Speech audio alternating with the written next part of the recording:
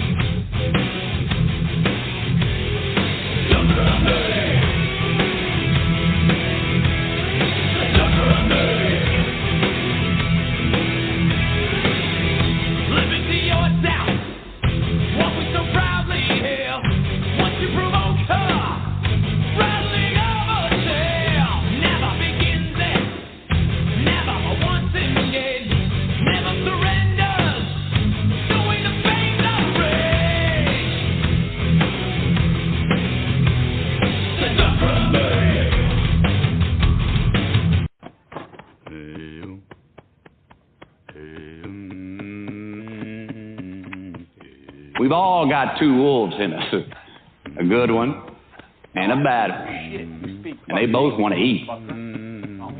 The best I can tell, we just got to feed that good one a little more than the other one. Happiness is an emotional response to an outcome. If I win, I will be happy. If I don't, I won't. It's an if-then, cause and effect, quid pro quo standard that we cannot sustain because we immediately raise it every time we attain it. You see, happiness demands a certain outcome. It is result reliant. And I say if happiness is what you're after, then you're going to be let down frequently and you're going to be unhappy much of your time. Joy, though, joy is a different thing. It's something else. Joy is not a choice. It's not a response to some result. It's a constant. Joy is the feeling that we have from doing what we are fashioned to do, no matter the outcome. Now, personally, as an actor, I started enjoying my work and literally being more happy when I stopped trying to make the daily labor a means to a certain end. For example, I need this film to be a box office success. I need my performance to be acknowledged. I need the respect of my peers. All those are reasonable aspirations, but the truth is, as soon as the work, the daily making of the movie, the doing of the deed became the reward in itself for me, I got more box office, more accolades and respect than I ever had before. See, joy is always in process. It's under construction. It is in constant approach, alive and well in the doing of what we're fashioned to do and enjoying it. Now, the easiest way to dissect success is through gratitude. Giving thanks for that which we do have, for what is working. Appreciating the simple things we sometimes take for granted. We give thanks for these things, and that gratitude reciprocates, creating more to be thankful for. It's really simple, and it works. Now, I'm not saying be in denial of your failures. No. We can learn from them too, but only if we look at them constructively, as a means to reveal what we are good at, what we can get better at, what we do succeed at. All right, life's a verb. We try our best, we don't always do our best. And since we are the architects of our own lives, let's study the habits, the practices, the routines that we have that lead to and feed our success, our joy, our honest pain, our laughter, our earned tears. Let's dissect that and give thanks for those things. And when we do that, guess what happens? We get better at them.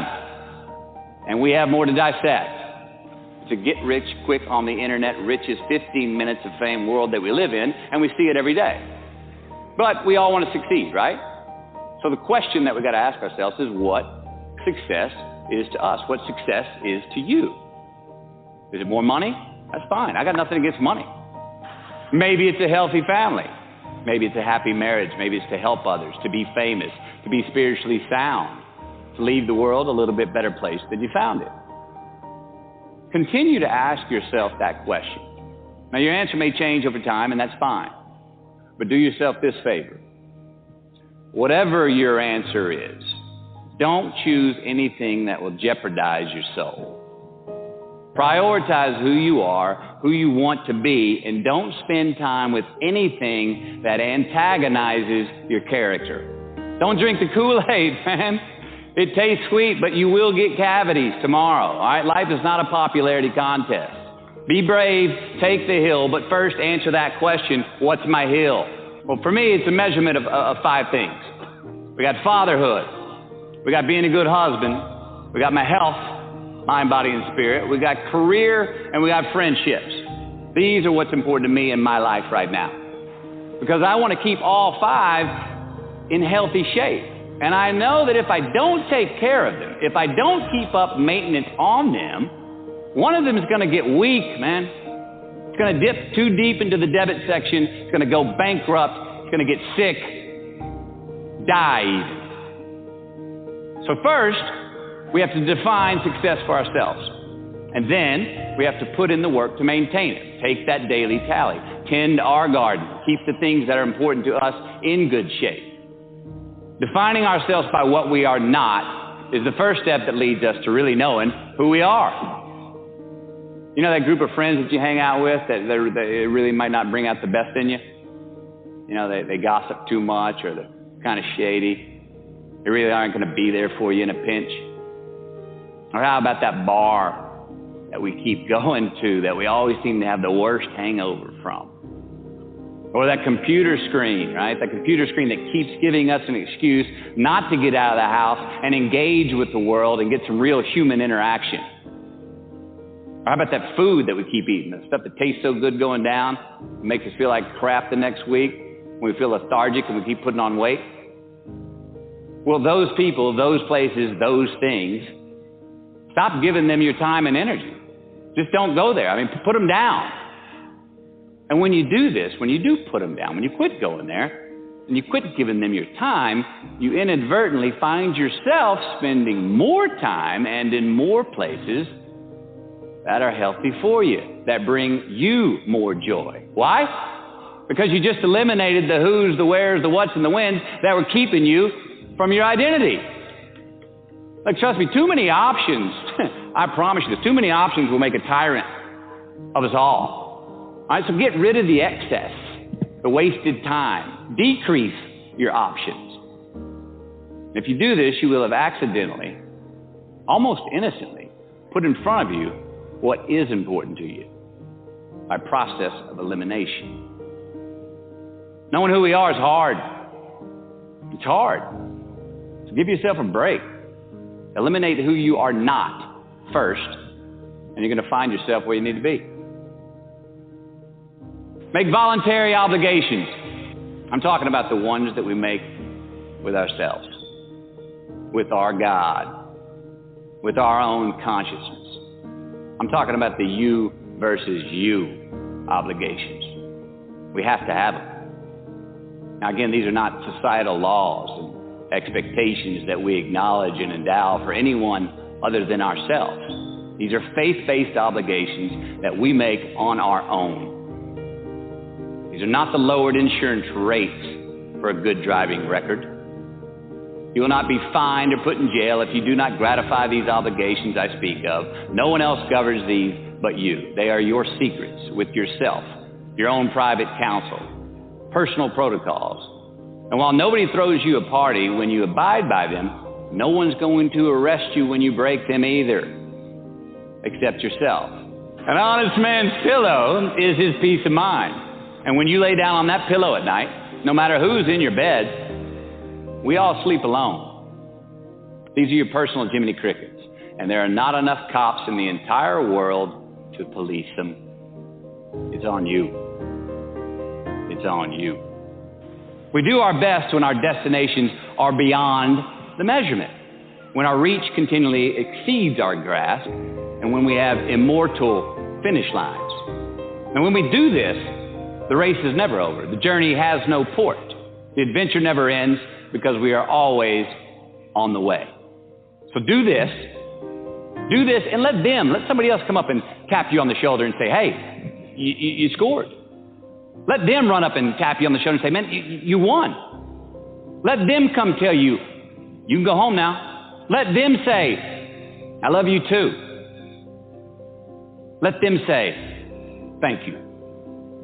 Take the lid off the man-made roofs that we put above ourselves and always play like an underdog.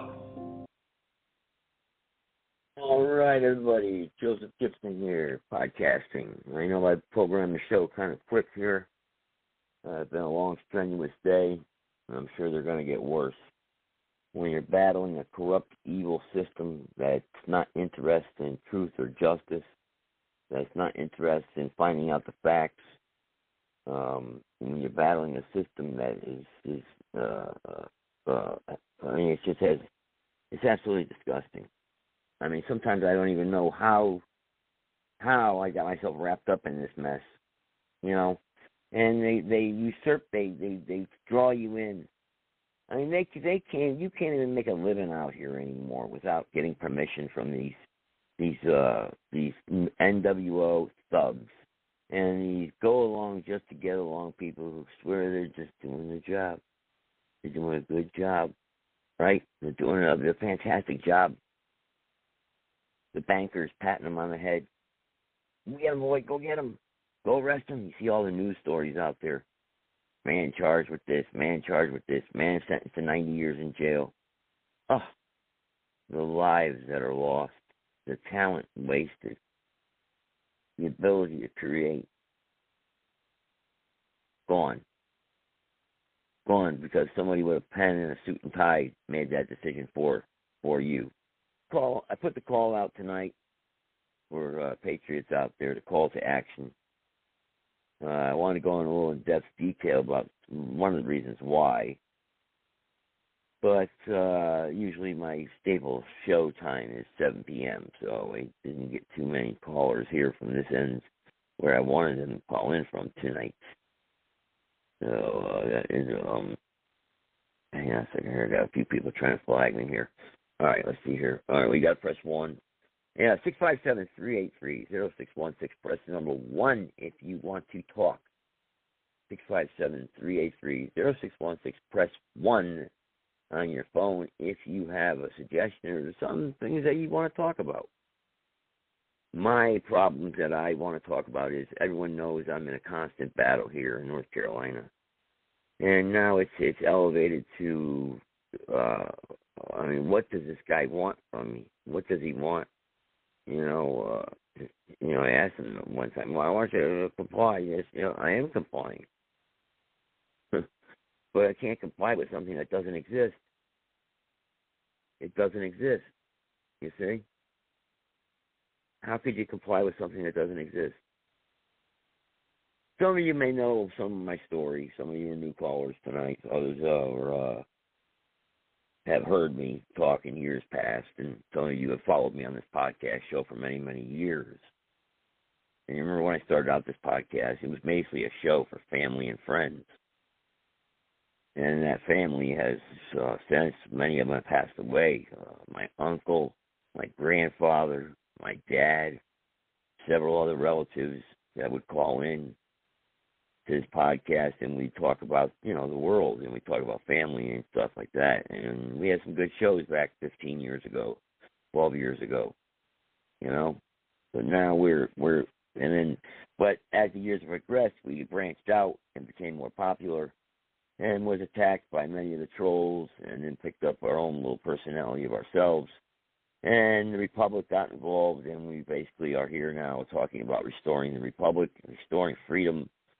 Because let me tell you, from the time I first started this podcast, a lot has changed. And it hasn't been for the good. So, without further ado here, again, 657-383-0616. And we're going to talk a little bit about my problem here, hopefully, that I'm having here in North Carolina. I just want you to know, folks, it doesn't look like I'm going to be running for public office here in North Carolina. It's just the way things are going.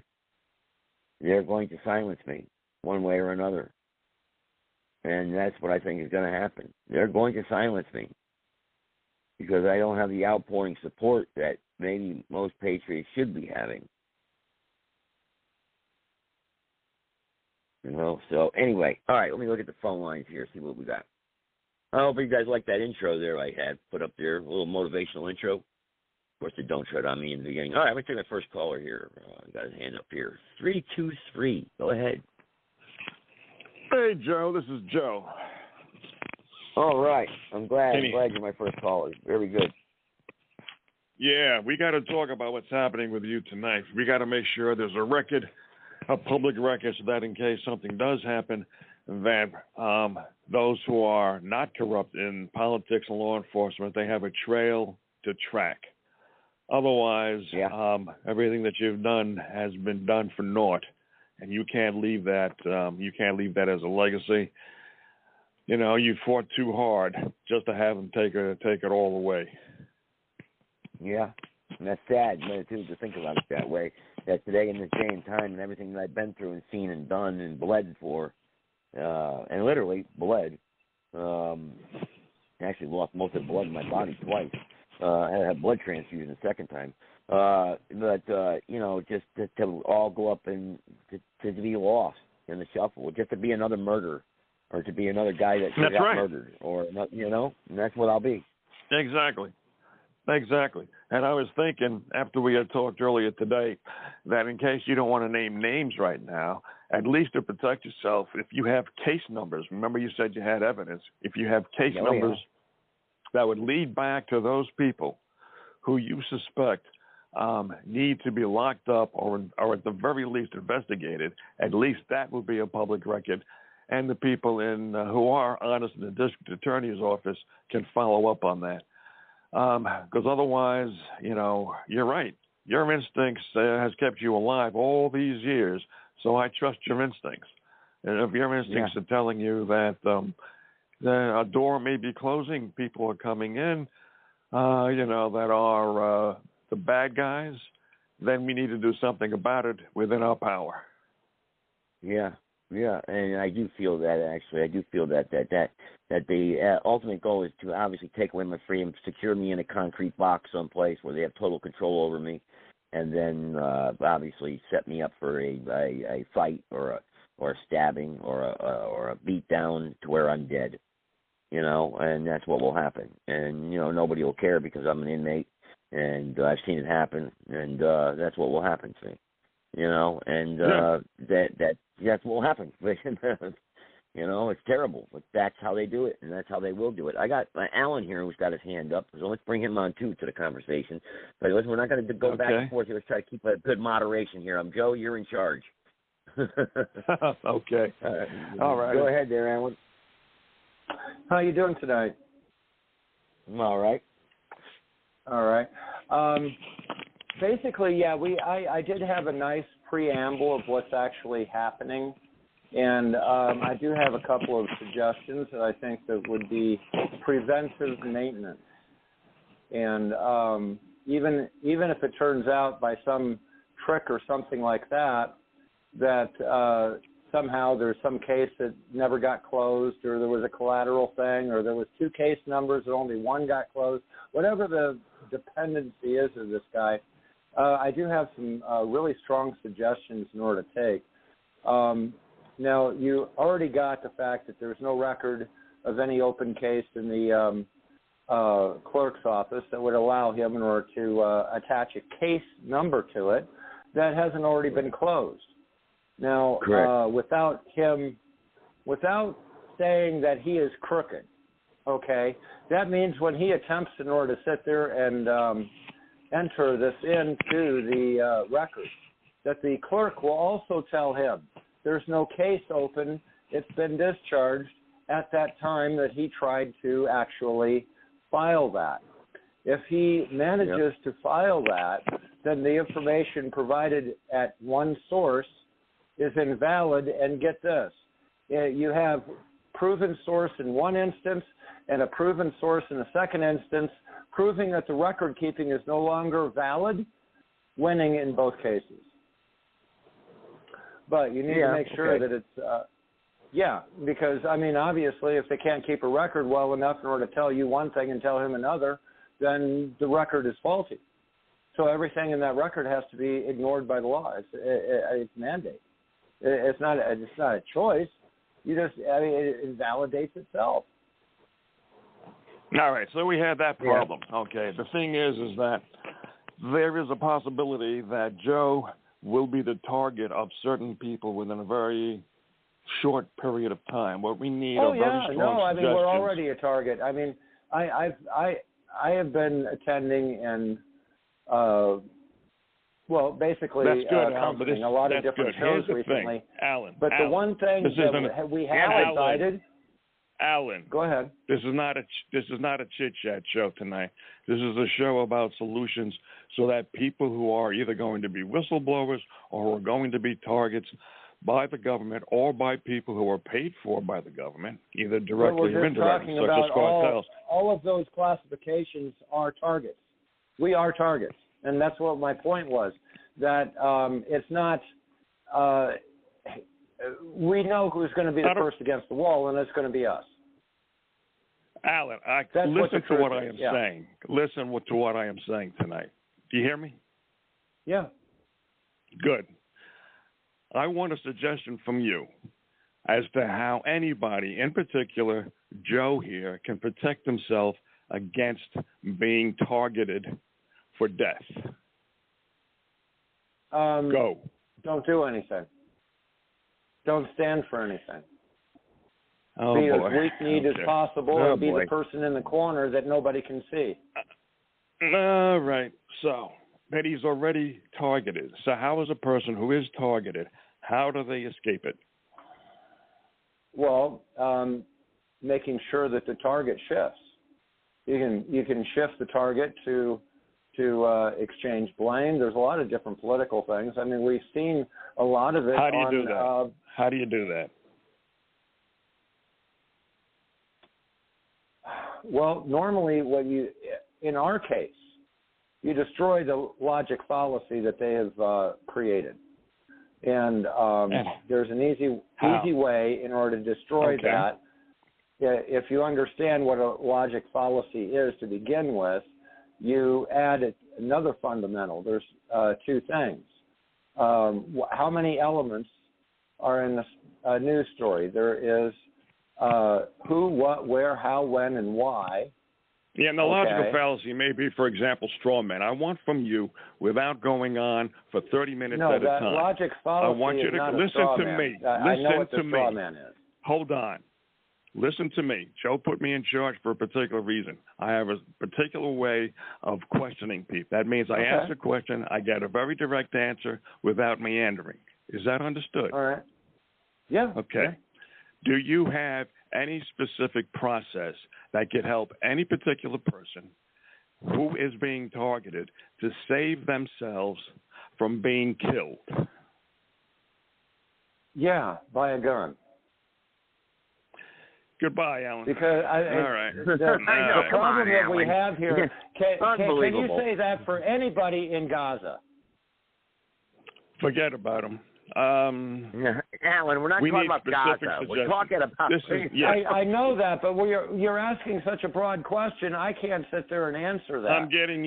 I'm trying to direct you into specific answers, because if you don't have a specific process, a person can die.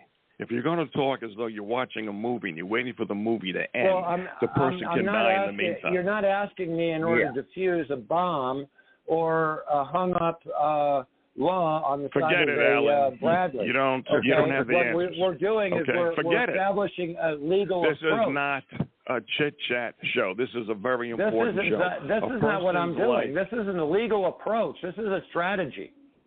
And it's supported by absolute law and statute. The biggest problem we have here is asking the right question. The question is very, very specific. Do you have a process, a strategy for making a person who is a target get himself not to be a target, to keep himself from being killed? Is there something wrong with that question? Yes, I have strategies for that. Contingencies. Okay, but I don't know what the situation is. There's contingencies I am not going to be able to be prepared for. Now, there's legal positions that I am familiar with that are extremely effective, but that goes for court how to handle people politically, things of that nature. So if your mother were to ask you, honey, if your mother were to ask you, Alan, I think I might die in the next week or in the next month, you're going to say, Mom, I'm going to tell you about some contingencies here, about the political contingencies what power that would might I have greater than the threat? That's not. I hope we have another caller who can understand the seriousness. I understand what you're asking, what you're hoping to find, but it's a rainbow in a sand pile. It doesn't belong there. The two concepts, we would like to think that something is as easy as to fix or to avoid. Okay. Have you crossed the mafia? Okay, or someone is smuggling drugs across the. Are you Breaking Bad? What is the scenario? If you're a political person, the biggest way in order to protect yourself is to go 100% public exposure, not of everyone else around you, but yourself, your everyday routine. That was a good answer. And how making sure there's a record of it. How would and making sure people know that there's a record of it. What do you think we just said at the beginning of the show? So how do you suggest it? Well, again, you take the record that he already has, all right? What you need to do is wait. It'd be 24 hours after he files this that it would be, quote, available or lawful.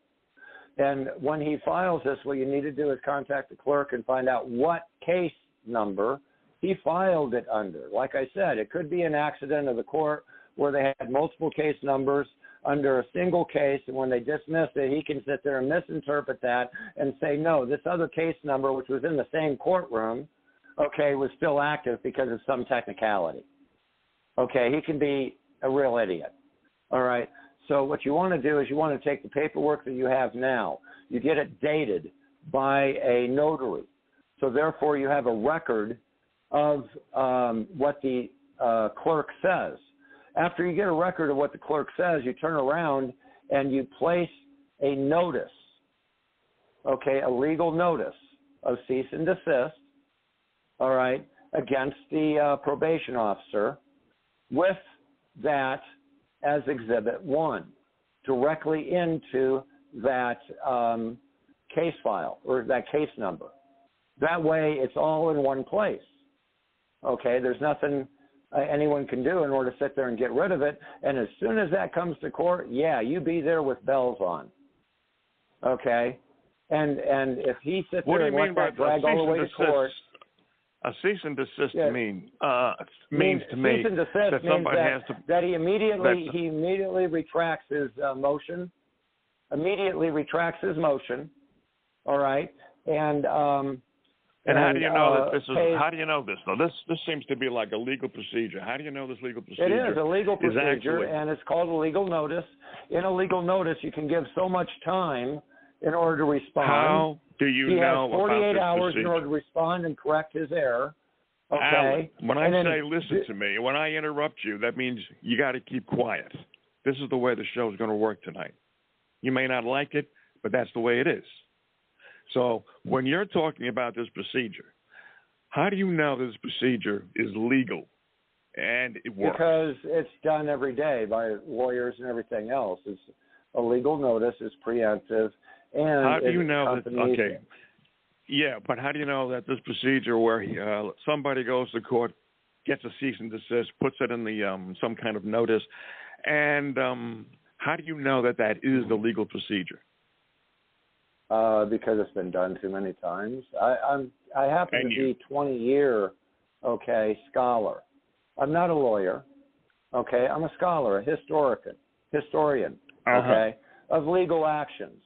I'm a collector of trivia and legal oddities, legal impossibilities that have occurred, and you have no idea how many we can count on Biden. Yeah. Well, the history is not what we're interested in. What I do. We're interested in very effective methods that can be done now because time is of the essence. And anytime you can create a legal notice at any time. You can use it as a public notice. You can use it as a court notice. You can use it as a general notice. You can post it in the newspaper. You can register it with the clerk's office. Do you know of any lawyers that you can recommend that can do this efficiently, that somebody can contact and have them represent them? Yes, unfortunately, there's only, because of financing. Lathan and Watkins out of Chicago. They also have a pro bono team that is always out there. I've got Cave on the line here, guys. I got Cave who wants to jump in here, guys. I got Cave who wants to jump in here too. After you finish your point, Alan. Okay. Go ahead. Okay, but Lathan and Watkins has several offices throughout the U.S. They have an office to cover every state, basically. They're one of the largest civil rights firms, and they also represent the Mormons in court cases. Okay, I don't care who they represent. That gives you... Okay, all right. So you recommend them. Okay, all right. 234, Cave, go ahead. What's up, you guys? Hey, Dave.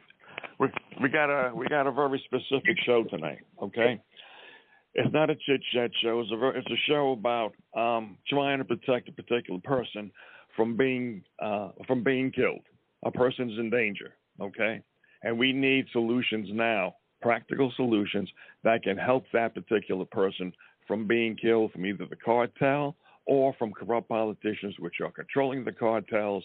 We need practical solutions, legal procedures, and or escape, which I'm going to put on the general category of quote-unquote escape categories. Do you have any suggestions? And I may interrupt you from time to time, Dave, so you better get used to it.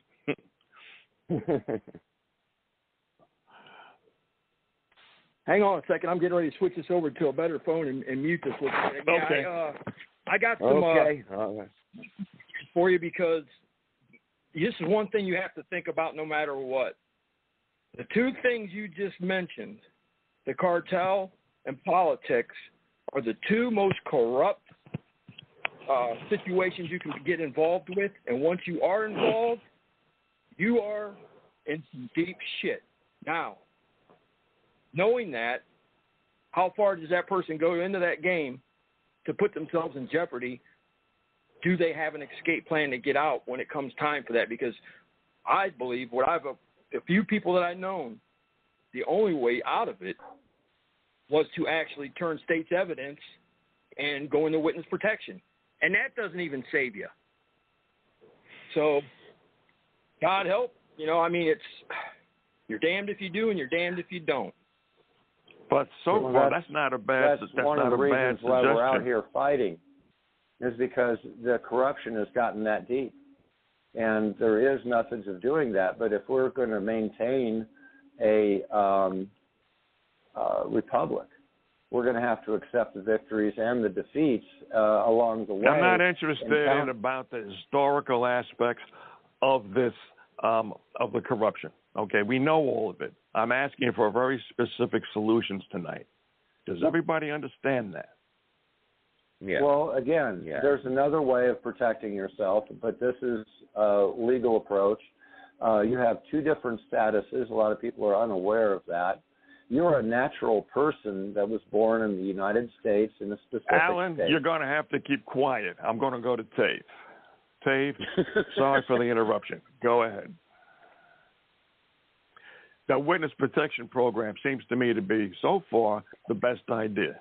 Okay. Well, now, notwithstanding that, because a person who has who's been working for the government, okay, who was under threat by the cartels or by criminals, to be killed, okay, they may have access to the witness protection program, but let's say they don't. Do you have any other suggestions that can be useful in a hurry? Well, I would say that you mainly would have to have a pretty good source of income for yourself to make yourself disappear on a very low key. And I'm not saying go to the Bahamas, but you have to go somewhere where you can blend in and not necessarily, it's, you get into you're crossing the line where you get into family, because family's going to be, you can't trust a lot of them. And then if you almost have to go out on your own. You have to be a lone wolf, and you got to look over your shoulder every goddamn minute of every goddamn day. Joe, his suggestions, they're realistic. They're not ones that they are, but they're realistic. Now, I spoke with someone about this recently, and I've had a couple people that were, one of them I can put daisies on his tombstone if I chose to go there through witness protection. But he chose that life. He chose that game and stayed in that game, and he climbed that. As I told this person earlier, that once you start climbing that ladder of corruption, each rung you go up, you can't go back down. It's a matter of now who you're going to step on to get to the next spot, and you're going to piss off somebody along the line. Like if it's a politician, are you going to be that person that defeats that person? And then if you take their livelihood away and put them, because politicians will go to war with each other verbally and embarrass one another. They got laws that it's okay to do it. And you bring out the dirt and you defeat that person, you belittle them, you brought into the face of public the humiliation, and you're going to have someone that's pissed off at you for a long time. Yeah. I don't think they're too worried about that right now. But go ahead, Joe. I'm sorry. Yeah, but the thing is, we think that exposure is the best medicine right now, is the best protection, because people who are exposed, they may or may not go ahead with their plans to kill a person, but at least there's a trail, if the trail has been left well enough for honest district attorneys and honest cops and honest FBI to follow. So Alan brought up a point about exposure.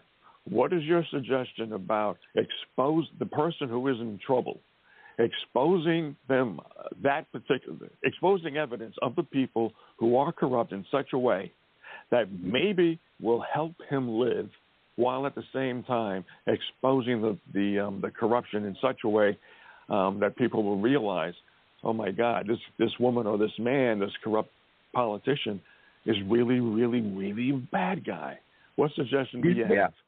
A perfect example of exactly what you're talking about. If you haven't seen the movie Donnie Brasco, watch it, because you watch Johnny Depp play a person that gets involved into a situation where he befriends Al Pacino and almost becomes the first movie in history to become a made man. So now what you've done is he almost lost his wife, because he was never home. That's me. But he's playing that role. But he went in. I saw the movie recently, and he went into witness protection, and he's still there. He's still in it, but he's still alive. I'm glad you brought that up, though, because there are two movies that I forgot, and I'm glad you brought it, because there are two movies that I watched a few months ago, and I wanted to talk about one of the shows. It was about infiltrating the cartel. I forget the names of them, Joe. But if you go to anybody goes to Tubi. Serpico? No, not Serpico. Serpico, he had to get out of New York. He had to leave the country to go to Switzerland, and he's still there. The thing is, and that might be a solution. I mean, he's still alive. But in terms of exposure, I think you're talking about, if it's a current movie, it's got Josh. Forget. And then there's one guy he's got the foreign accent that he plays, and he's actually they murdered his family, and he was a reporter, and then he turned on, he infiltrated the cartel, and then the American government got involved. That was called oh damn it! You forgot. I don't know what you're anybody talking who about. Wants to know.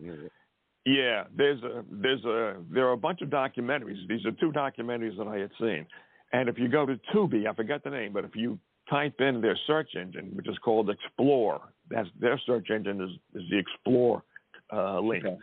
And you type in cartel or cartels, these documentaries will show up. Now, the reason why I mention them in terms of exposure, these people who are the documentarians, they would be interested in this other person who was an undercover agent. So I'm suggesting whoever goes to watches these movies, find out who the documentarian is. You can go to IMDb and find out who the documentarian was and contact them, because they should be interested.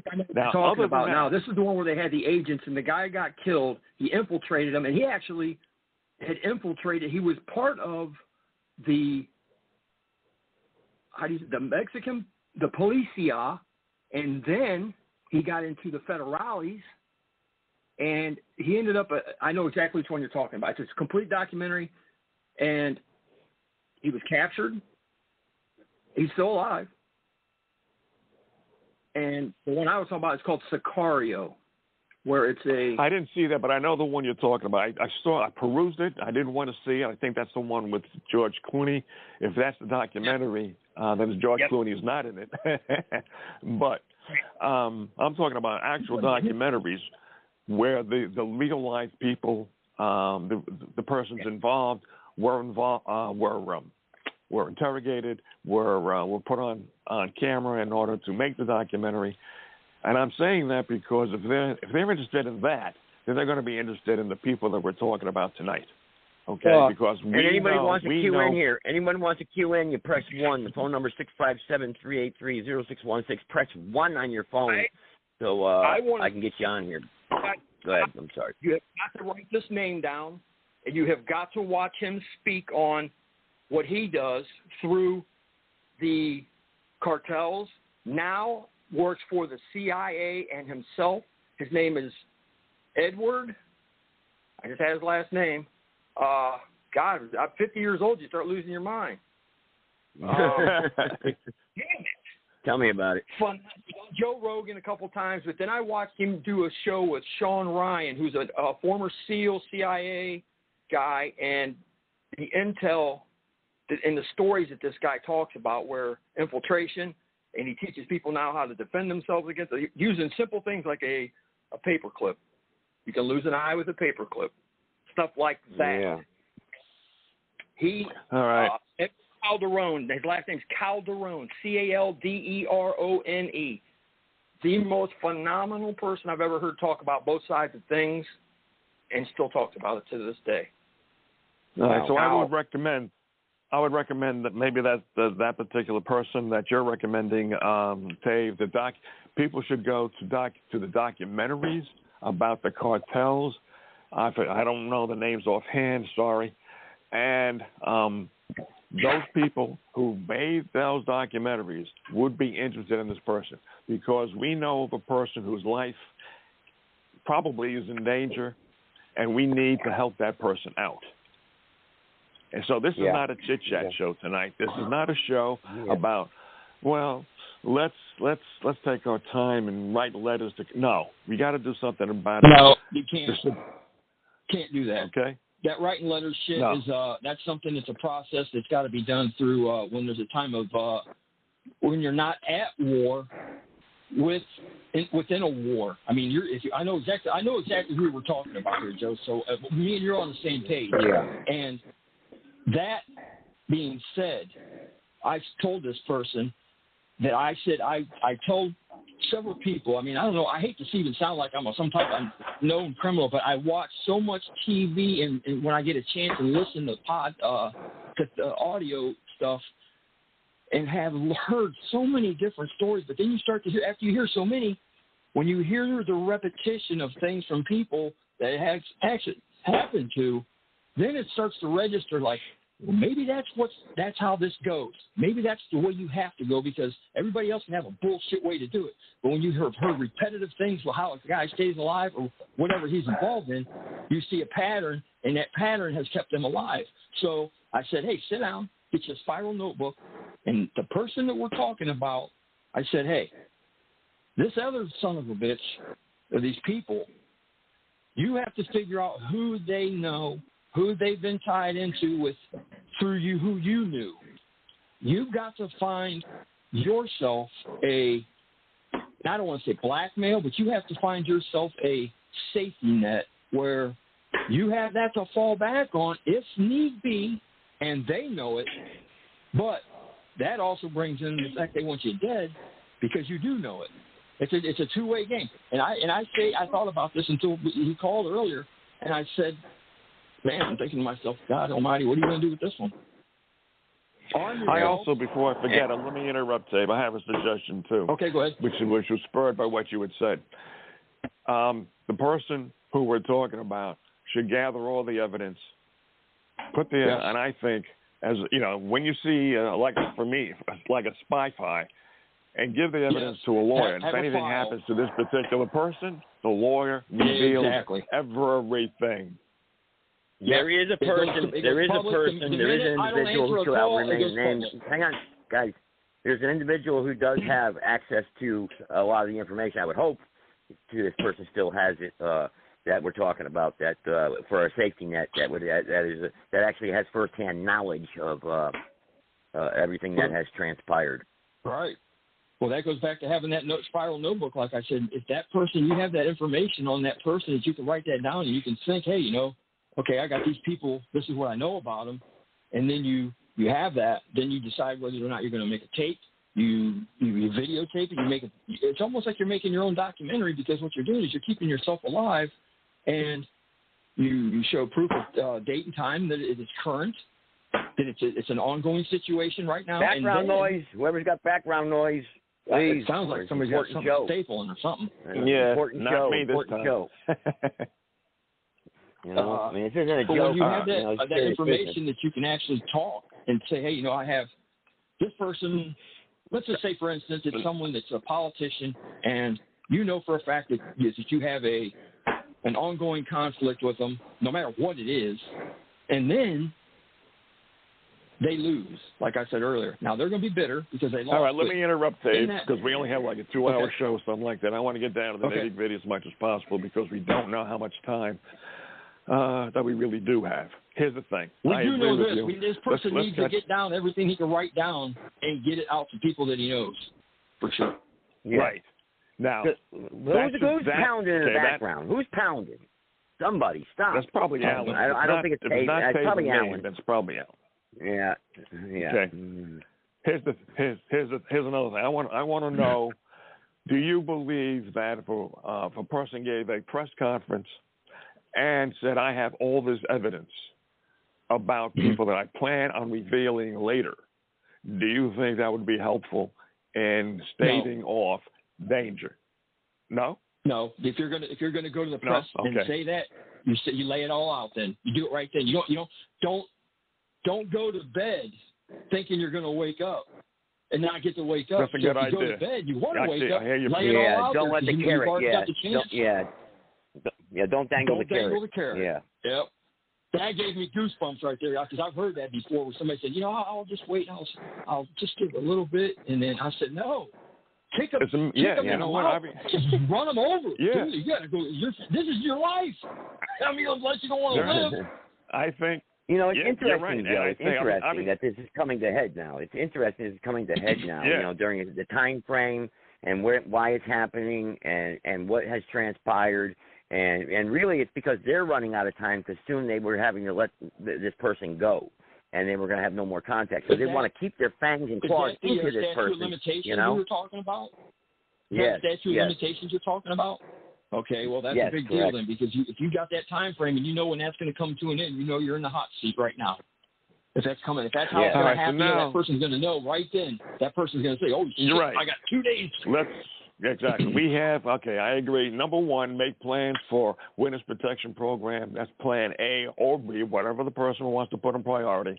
The second is to get an escape plan without being in the witness protection program. The third, have a press conference where you reveal everything right then and there. If not enough people show up, then you make another press conference and you send out flyers or by email to people who might be interested, to let them know, I've got this evidence. I've got the goods. I got the tapes. I got the photos. Hold on, Dave. I got the goods. I got the fingerprints. I've got the tapes. Yep. I've got the photos, and I want this to be revealed now. So I think that's plan. Yeah. That's part of the plan. Okay, go ahead, Dave. I think you would have to. You know what? In all honesty, if it was me, this is what I'd do. I would, because you already have had conversation and interaction with this person or these people. They already know. I'd let them know I'm the most dangerous motherfucker that's walking the planet right now, because if tomorrow comes, so be it. If it doesn't, and when you see me, We're going to get it all. We're going to get in the stones, and if the ground opens up underneath you, then so be it. But know that I'm not to be fucked with, number one. Number two, if you do, I'm going to turn you inside out, and not just like that. Let's not chase away the good. Let's not chase away the women and Christians on the show, Dave. Let's not chase them. We got to have some other people that may get offense to that. All right. This is not a women. This is not a PG-13 situation on any level. No, but you got some pastors that may be listening. Hey, you know, we need that. Not only that, if we have too much profanity, those people who have access to this will say, well, we're not going to play this particular recording because of the profanity. Right. Okay. Exactly. I know. I apologize. My French is awful, but I'll try to get back. No, not a problem. Yeah. The thing is, we got to make sure we have to have everything. We have to cross our T's and dot our I's, and we have to do it quickly. Okay. We have to do it very quickly. And let me comment on that suggestion. Let's assume that the person doesn't have enough power to strike back. Look, we're talking about the cartel. Right. Okay.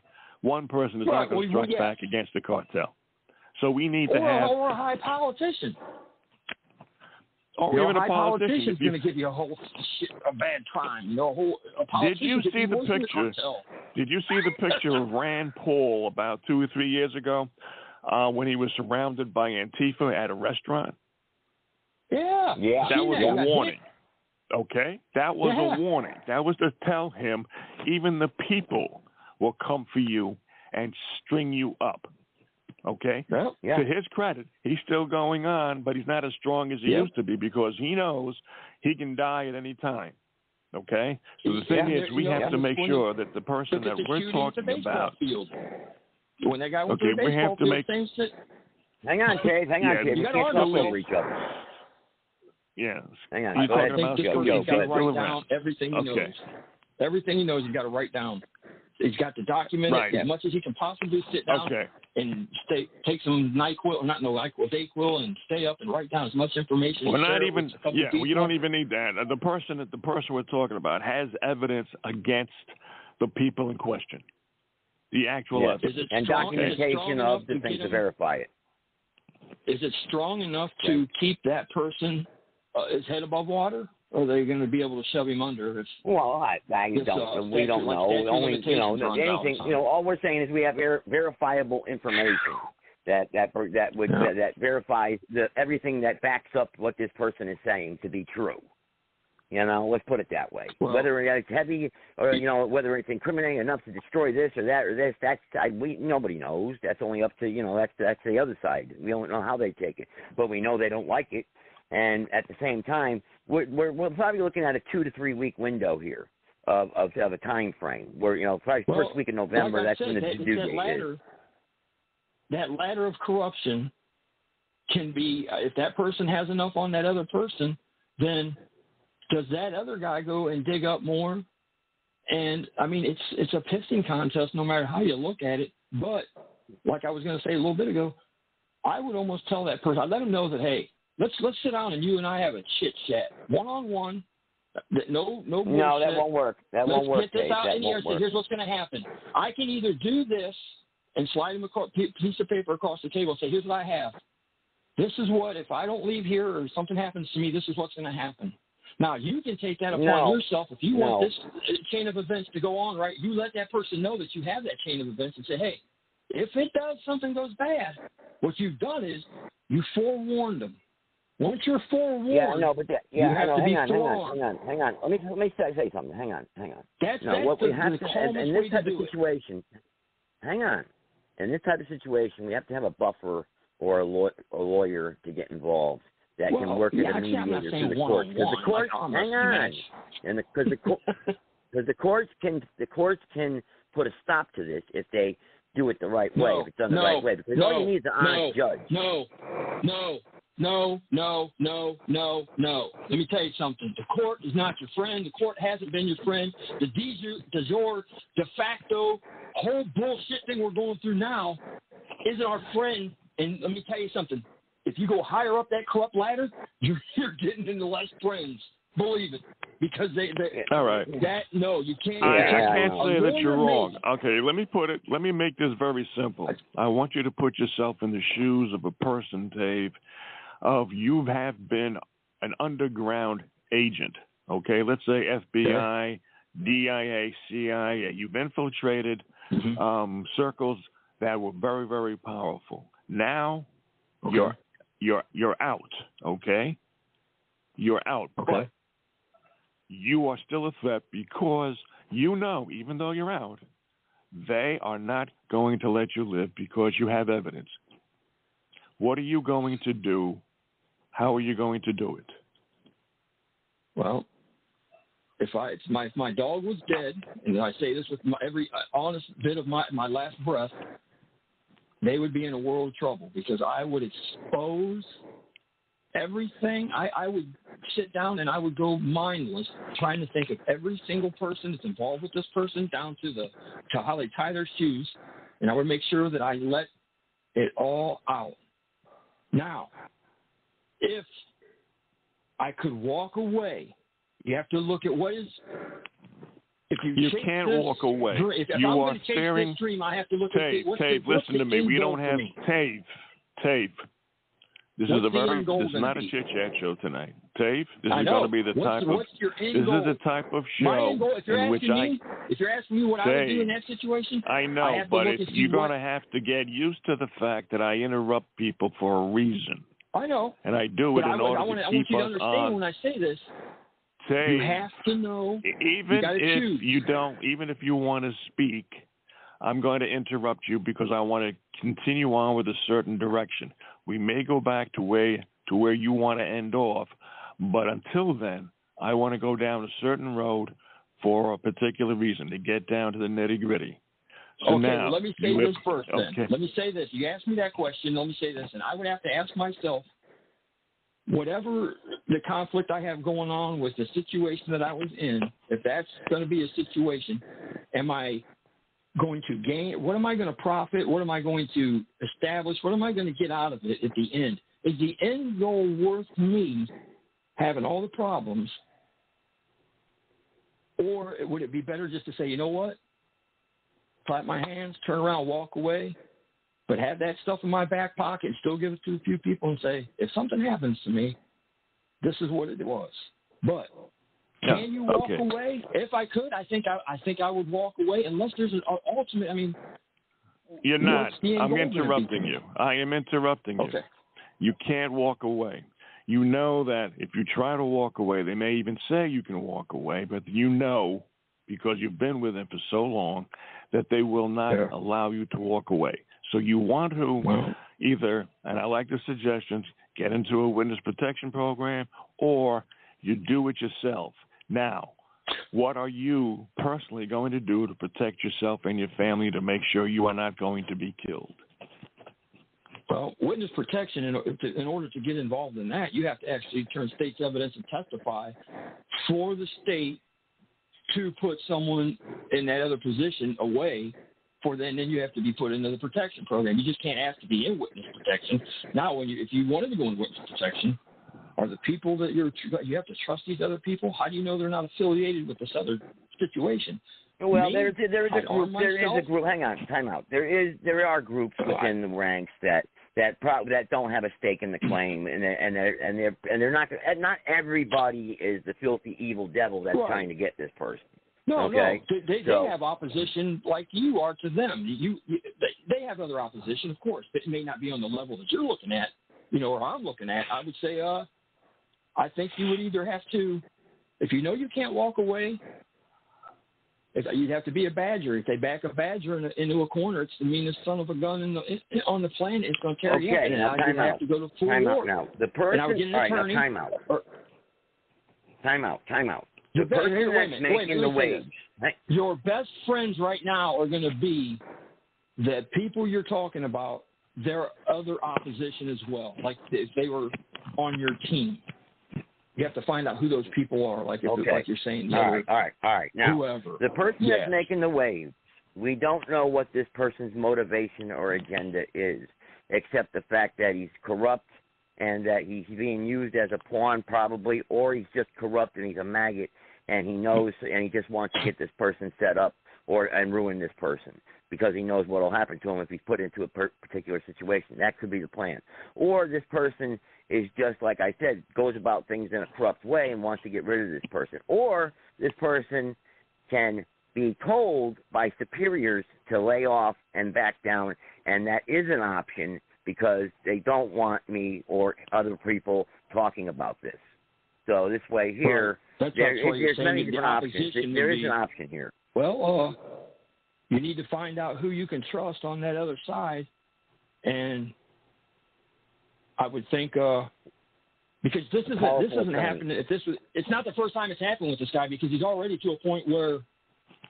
I mean, if it's me, I'm low man on the totem pole. Whatever I did might be minuscule compared to what they're involved in. But how many other people have they done this to? Maybe you could reach out to a couple other people, or if you knew who that was. Like if I had a group of people I ran around with and did a bunch of shit for the CIA or whatever and did dirt like that, I would know. You got to know when you're in that group that there's got to be at least one or two people that you've looked at, you made eye contact or done something with, that you just feel you got to go with your gut. Your gut's never wrong. Yes, there's I think a powerful mediator. So I would approach someone that you can trust. I think that can happen. Right. Now that, like the opposition that these other people have against you, might be like say if you're in the CIA, but you might have someone in the federal system, the judicial system, like a judge, that you can go to and say, listen,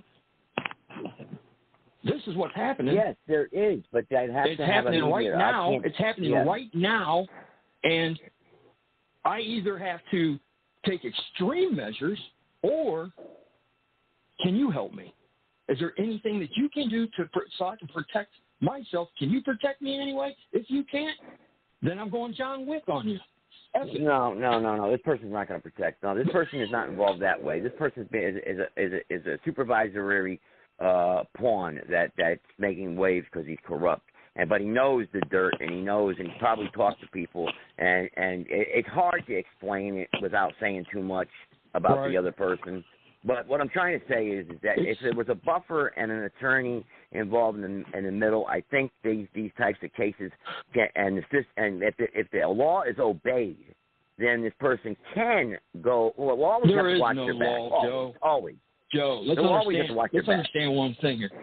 There's no law here. You're talking about the blood and life of a human being in jeopardy. The law is written by man and broken by every man. All right, I'm going to interrupt. All right, I'm going to interrupt. So you got to figure out. There have been good suggestions. I think we should note them. One, witness protection, if you can get into it. Mm-hmm. Two, an escape plan using one's own money. Three, you go to the people that you worked with and whom you trust. Mm-hmm. Yeah, okay, and ask them. Yeah, they have a handler. Okay. Yeah. Right. Fourth, you go to, as Dave was saying, a judge or anybody else that you can, that you can trust, or hopefully you can trust. You go to them and ask them for help. Fifth, let's talk about the exposure element, because all of what we've talked about right now, the first four priorities take time. The exposure may be the best solution within 2 days. I'm just guessing. Yes, now, I like that. Okay. You're right, Joe. 100% right there, because now if you make the first move, you're in control. Yeah, and I like Tave's suggestion about if you're going to have a press release, first off, who's going to come to a press release of a person that nobody knows? That's going to be a problem. Exactly. But notwithstanding that, the person that we're talking about should still make sure that all the evidence can be duplicated, made safe, and given. And a lawyer, and Tave, I think there are lawyers that you can give evidence like this to, and who will say, if anything happens to you, Tommy, all of this evidence is going to be revealed. Okay? I think that's another cautionary type of example and an exercise that should be looked into. Okay? Now, in terms of exposure, I think exposure is the best. How do we get – hold on, Dave. Hold on. How do we – hold on, Dave. If you want to expose these people, Dave. Dave, is the thing on. tonight. Okay? All right? This is the show in which I do the interrogation, and people have to keep quiet until I finish because this is important. This is not chit-chat show. This is not about other people just wanting to express themselves tonight. This is about trying to get down to a real-life solution, to a real-life problem about individuals or an individual that we know, or one of us may know, maybe not, maybe some of us don't know, but it's a problem that's occurring right now, and the person could be dead in a week. Okay? So this is so it is not about. Can I inject here? 5 days. If it's helpful. If it's helpful. Oh, it's more than helpful. I mean, I missed the topic of this show somehow. I thought the original thing was legal oriented, not general survival oriented. But in order to justify what I'm going to say, I need to tell you something of the history. Forget the history. First wife. Get down to the process. My first wife, her great grandmother was Greco from the fish market in Chicago. If you're familiar with Chicago history, no, I don't care. My shock and surprise. You know about it, Alan. When I found Alan, you are not following the procedure tonight. Okay, it's not about you expressing yourself or anybody. It's about people trying to get down to these solutions. I'm trying to sit there and let you know I've been there. These groups that you want to sit there and mock the way you have would be the same thing as somebody who's never been a member of a motorcycle group. Okay. And then sitting there mocking a motorcycle group, pretending in order to know all about this group. Not only have I been a member of that, I've been a member of the military. Carry on, Joe, for a minute. Which these cults, this cult attitude comes from. Roof, and it just hit me in the head. Here's what we're talking about. We're looking for this person to find a whistleblower that they can talk to, and put this situation. If it's like you say, if you're small enough, it won't make much difference. Who can you talk to? Like the media? Somebody had a lot of this backwards to begin with concerning the media. You don't call a press conference. What you do is you send them a press release. That's something you send to them. They get it in their email. They've received the press release. And that's how you can get it on the AP as well. You mail enough of them, they automatically put it on the AP. And those press releases, unless they're released by people who are celebrities who are already famous, don't do squat. They go into public record. The newspapers are also a public record. As a matter of fact, if you didn't know it, the very first Supreme Court decisions were all posted in the newspapers because it's a public record. And then later, it was like 30 years later, they came out with the first book from the Supreme Court. Okay? And that was a collection of newspaper articles. I've got an unknown caller here. I got an unknown caller. I don't know if they got their hand up or not because it's showing blank next to you. They're unknown. So I don't know if you're trying to get your hand up or not. So I don't want to unmute you because I don't know if you're just listening or not. So it just says unknown. Well, why don't you unmute him and then ask him if he wants to talk. If he doesn't want to talk, he can mute himself. Yeah, let me do that because I don't know if they got their hand up. Don't say nothing, caller, if you don't want to talk, and I will mute you right back up because I don't know if you got your hand up or not. No, don't unmute him. Just let him mute himself. He can't. Unmute. Yeah, Joe, I would suggest you unmute him. Yeah. Find out who it is. If the person doesn't want to talk, then suggest to him, put yourself back on mute, and then he can come in at his leisure. Because if you mute him, we're going to forget about him. No, you're missing the point here. There's, next to the unknown caller, it says hold time, but there's no hand up next to it. So I think there's a flaw. Yes, I know. So anyway, I unmuted this person. Do you want to speak? You want to speak, person? No. Okay. They want to remain silent. Okay. Let's mute them back up. There. Okay. I muted them back up. There. If you mute him, it's not usual icon. But if you mute him, Joe, and let's say he has problems raising his hand, then he'll never be able to come on the show, and he might have something worthwhile to say. So if you unmute him and let him mute himself, or let him come in when he's, when his phone is better or when he's ready, at least to have the option. You know what I mean? All right. If you I'll unmute him again in a few minutes. Okay. I don't know why though the flag isn't going up next to its number. I just don't understand why. But But anyway, carry on. Go ahead. So we have Alan, make it brief. Well, on the legal side, Okay, there is something that he can do. That's get the clerk's record directly submitted into the case. He can do that himself as soon as he gets the case number from the filing of whatever this probation officer is doing. At that level, I can help. As far as the survival is concerned, if you're a public feature, if you're a public figure, okay, your best idea is to stay on grid. That doesn't mean that you go out and you broadcast in real time everything that you're doing. No, instead, what you want to do is you want to sit there and have it 24 hours offset and to show what you're doing throughout the day, stuff like that. Keep people slightly off guard. They can follow you as much as they like, but it's 24 hours out of sync. You don't want to broadcast from your house. You want to sit there when you leave your house, driving, this, that, and the other thing, and then broadcast it the next day. This will put any of the events on record, and people know that that is becoming record. Your everyday life is a record. Okay, now YouTube has to be notified to maintain those records as they are legal records in a possible case, and that's all you have to do, but there is a weird way of doing it, and I can't remember how right off.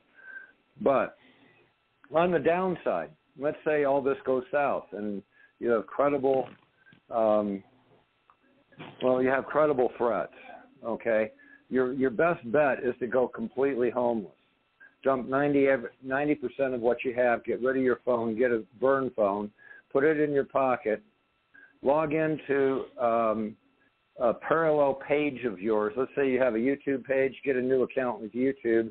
That way you can track and draw whatever you want back over to this new channel that you made, things like that. Okay, as people make chats, you private chat them, tell them, hey, come over here. Oh, it's you. Yeah, it's me. You see what I'm saying? This will still allow you to have some communication with people that may, know people has knocked on their door or something of that nature, and it will still give you a line of communication if things go wrong on the street. Meanwhile, living in the street is living in the street, so you're going to have to figure that one out on your own. Meanwhile, what you would do is you'd take most of the money and you'd sit there and throw it into a separate account. You'd get a account out of state, such as, let's say, Gates City Bank, and you would bleed off, $1,000, $2,000 or whatever like that a month, okay, into a savings or checking account that you would also have a card for in order to have access to. Mind you, that doesn't remove your name, but the transfer, you can actually get a business name, okay, with an NDA out of North Dakota with the banks, and you can do that. So therefore, it's in the NDA being transferred to what appears to be a business. Alan, I'm sorry? everyone's going to go through all that. Well, it'd be less than just going to witness protection. Yeah, well, I got news for you. You're going to go through that before they even qualify you for witness protection. If you're in that deep and you've got balls on Die Hard, whatever, okay, you've already gone far past anything that is anything other than survival and common sense. And I'm trying to give you a couple of things that will still give you access to the things and hide it only to someone that is superficial or civilian. If you're talking about a military or cabal, well, I got news for you. You've already messed with the bank then. They're going to track you. There's no way of getting out of it. Hang on, Alan. Alan, time out. I asked another caller to join in. It's a friend of mine, actually. Joe, can you break down what the show is about here tonight so he knows? If you do it real well. So break it down real quick. Okay. What the show is about tonight is not a chit-chat show. It's going to be a show not even about solutions about corruption in general. We're trying to find very effective now, today solutions to help a person that we know whose life may be in danger, okay? In danger, could be killed within the next week. So we need solutions that are going to be workable today as soon as possible. Okay, now that's information tomorrow. I didn't have. I thought we were talking about couldn't glean Joseph that with from the court. what we've been talking he's got his hand up. He's got his hand up now. I want to connect him. Okay. All right. Go ahead. Yeah. Go ahead, Adam. Welcome to the show, brother. Hello. Hello, Adam. Hey, welcome to the show. How you doing? But I don't know the specifics of the conversation. Okay. Okay. All right. The show's about trying to help. If it's that imminent, Adam, Alan, hang on. Let Joe explain it. Alan, take your larynx and put it in your back pocket. You hear me? 1 second, please. All right, go ahead, Joe. And before I forget, Alan, you couldn't glean what the show is about for the last 45 minutes we've been talking. But you didn't. This is the information you guys already shared. When I had 2 minutes before the show to join. And I was talking to Joseph about his All right. Alan, time out, Alan. Alan, you are lucky you're not on my show. All right? Because I'm boy. All right. Hey, Joseph, you defend me on that one. Adam, the show's about trying to help somebody to escape perhaps imminent death, a real life situation. We need practical solutions right here, right now, that can help this person to survive, to live another day. We don't know what can happen. What level of threat is it? At what level of threat is it? Is it government? Stop. Alan, Joe, can't you mute this guy? I don't like doing that. No, but I can leave. Interrupting. I tried to come in here and help somebody, and I had a question. If you were helping, we wouldn't tell you to shut up. Okay. Hang on a second, Alan. I invited somebody to come on real quick, and I'm trying to get him because he's very knowledgeable, and he's a part of the Patriot community, and he knows about this type of thing. So, Adam, basically, it's somebody who's involved with the system, a corrupt system, for quite some time now. Worked undercover as an agent that helped. It was a whistleblower. And right now could be in danger because the corrupt system is coming after him. And so blatantly and disrespectfully that this person's life could be in danger. The answer is simple. Alan. You put a dead man switch in place. Oh. All right.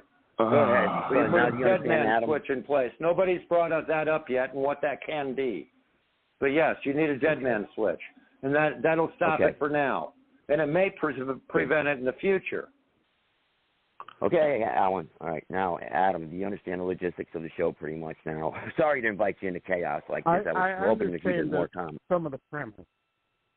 So a dead man switch actually doesn't sound like an awful idea, honestly. But here, whatever that dead man switch is going to contain, obviously, is a thing. And how publicly knowledgeable they have advance notice that there is a dead man switch and they find it and yada, yada, yada. The whole circumstance of that is ridiculous. But when you've got a whistleblower situation and you've got agents of government coming at you, there's only so much you can do if you're not extremely public. Because being in the public eye and people knowing and being aware that you're about to be martyred for the cause or you're about to be suicided or something of that nature, unless there's a huge following of people to watch that and a possible conspiracy that would ensue, protecting someone in that situation is extremely difficult.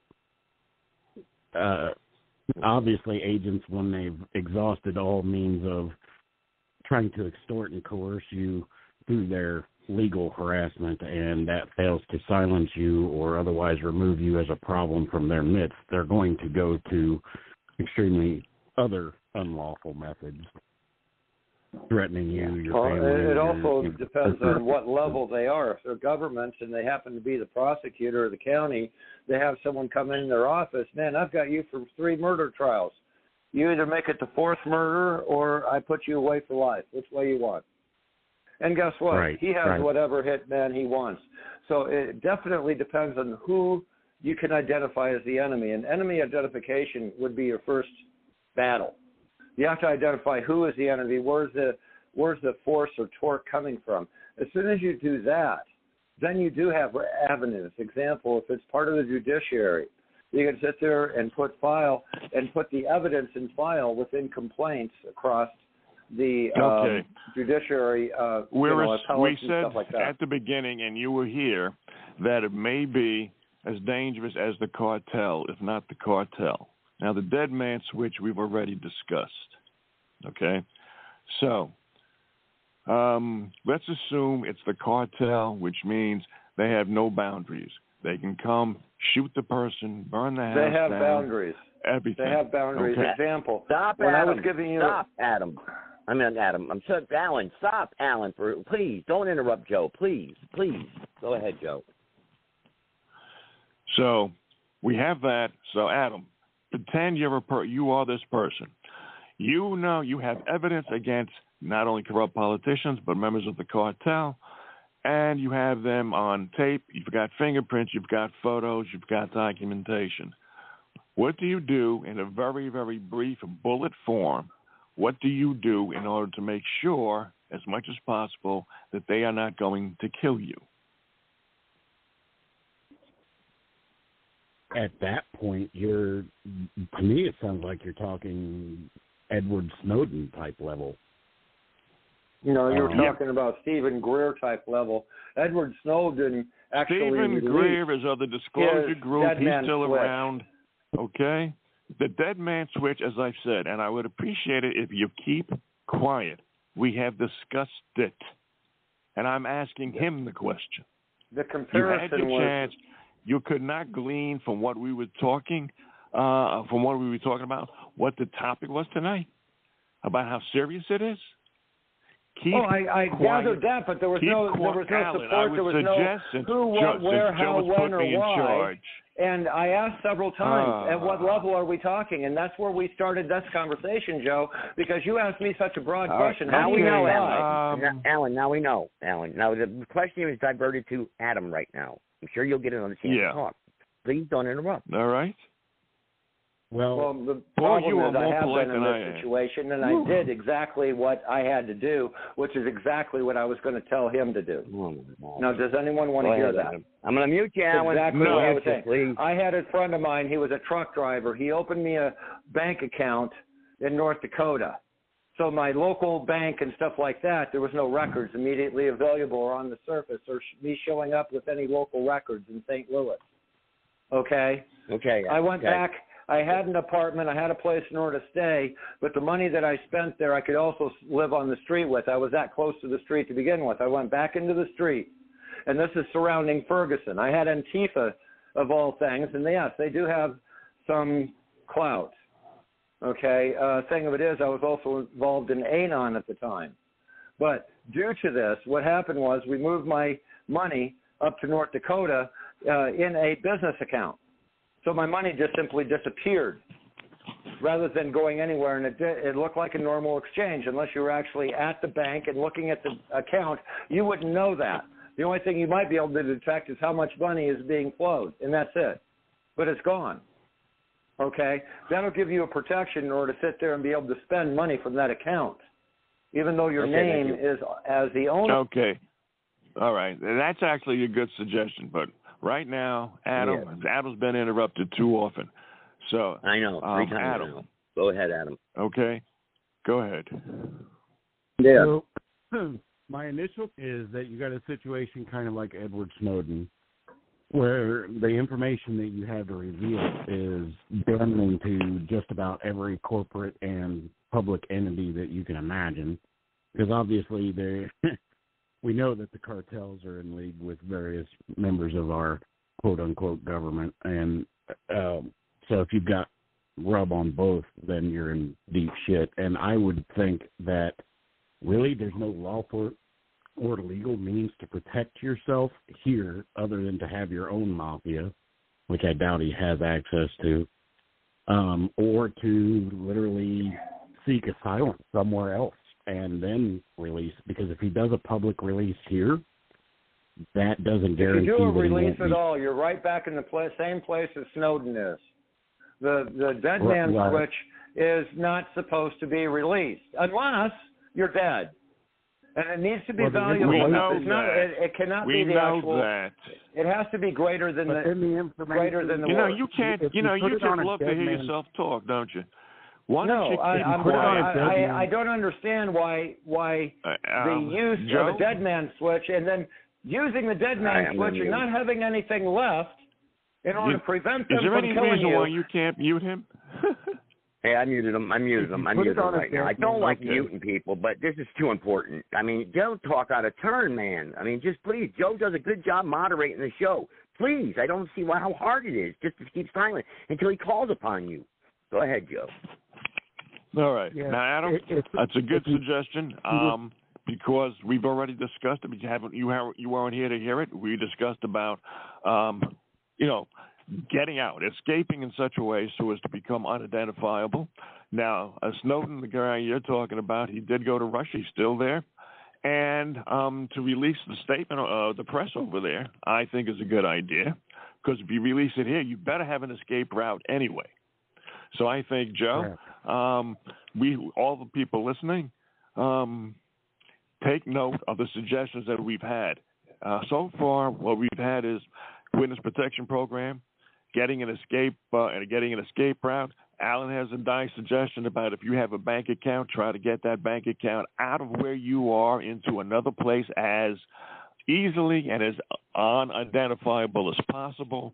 And then I would suggest taking the money out of the account, okay? Because once people find out where your money's been transferred, and if they have the clout that we know that they have, they could stop the further transfer of that money coming out. Get the money out as soon as possible, put it under your mattress, put it into your van, and then take off with the van into parts unknown or into countries unknown.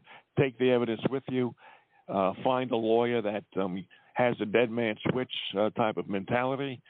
And did I miss anything so far, Joe? Because I want to sum it. No, that's pretty good. That's sum it up. That's pretty good, okay, actually. Alan hung up, so I think he's gone. See, that's what I don't like. You see, you're not out for my best interest then, if you're going to do that, you know what I mean? He's only out to talk and talk and talk and talk. Hey, look at me, I'm talking. All right, Adam. Yeah. Are you still there?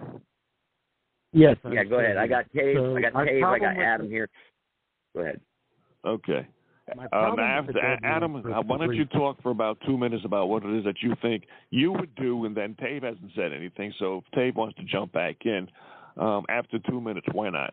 Go ahead, Adam. Yeah, and also real quick, everybody, I have to step out in about 5 minutes, so I'm going to unmute anybody who wants to call in, and I'll unmute you, and Joe's going to run the floor, okay? So just 657-383-0616, press 1. All right, go ahead there, Adam. Sorry, go ahead. You're fine. My problem with the dead man switch solution is that any information that you have that is available that could actually benefit the public and put some people away is literally just being held hostage and nothing is being done about it. So really that information becomes useless to everyone until, the dead man is dead. That doesn't really... that's true. But it keeps the person alive because the people who are coming after them, if they're smart enough, and if they believe that they can't get access to this information once the person is dead, then that information can be spread out. And once the news of the person is dead hits the news, social media, it gives more credibility to the information that's being released. So, the information is not useful.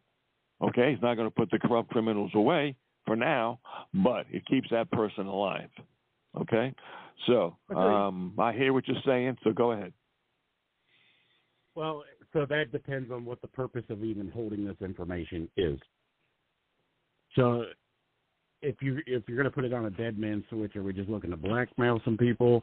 Are we just looking at, what no, it's not about blackmail. It's about saving the life of somebody that we know who may be in imminent danger. Okay, this is not a hypothetical situation we're talking about. Yeah, it's whistleblower information is what they described it. So if they've got information and dirt on these guys that really does need to come to light, because we're in a situation in this country, obviously, where this corruption is destroying our way of life now. It's not just... We know that. So what would you do? So I would take the option. I wouldn't trust going into witness protection for anything. The FBI, Okay. CIA, all these alphabet soup agencies, they're all just as corrupt and in cahoots. Well, with this the Secret person, Service. Adam, this person works for the DEA and helped bring down a lot of illegal drugs in the community. Sure. So okay. But I understand Adam's point of view, and I think I know unless Joe, if this person doesn't have true friends within that community, who can he trust? And I think he has to trust himself. And I'm with Adam on this one. I think witness protection program is an option if you can trust those people. But if you can't, then you have to have an escape route. And I want to also bring up Julian Assange.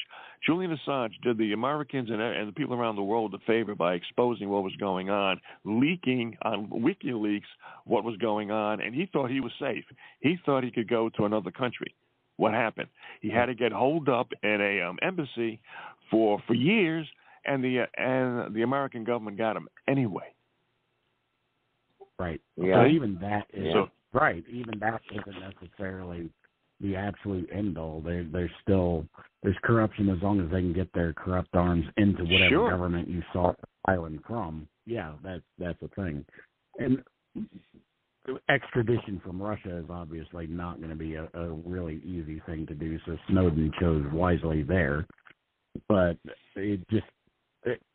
I don't know. That's a very tough situation. I wouldn't trust any alphabet soup agency in the United States at this point. They're all tell me about it. Neither would I know. I wouldn't. Okay, go ahead. I'm sorry. Go ahead. Can of beans in that. Yeah, I wouldn't put a can of beans in that. As far as moving money, I would look into private trusts and foreign trusts and cryptocurrencies, and I'll kind of leave it at that.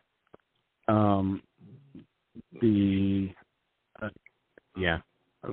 would leave the country, seek asylum in a non-NATO country.